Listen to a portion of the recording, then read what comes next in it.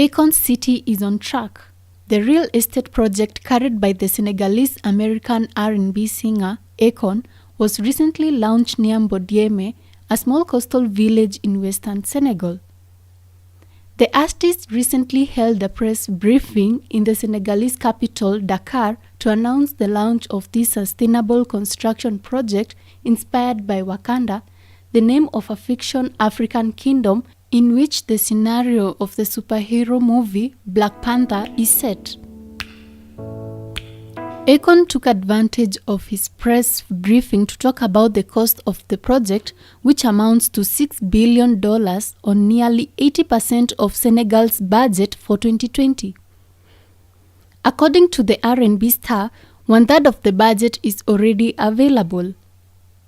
On the ground, work will begin in the first quarter of 2021 under the direction of American company KE International. He told TMZ last week that Wakanda has helped him secure investment for the project from investors and partners. This movie literally made an idea of what Africa could really be.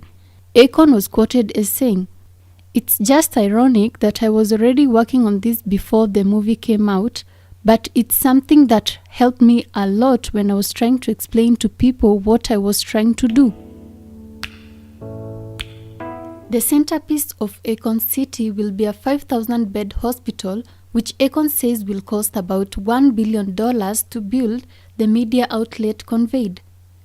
Besides the hospital, the first phase of construction includes homes, hotels, schools, police and fire stations, an airstrip, a mall, a waste facility, a solar power plant, and all other hallmarks of modern-day cities.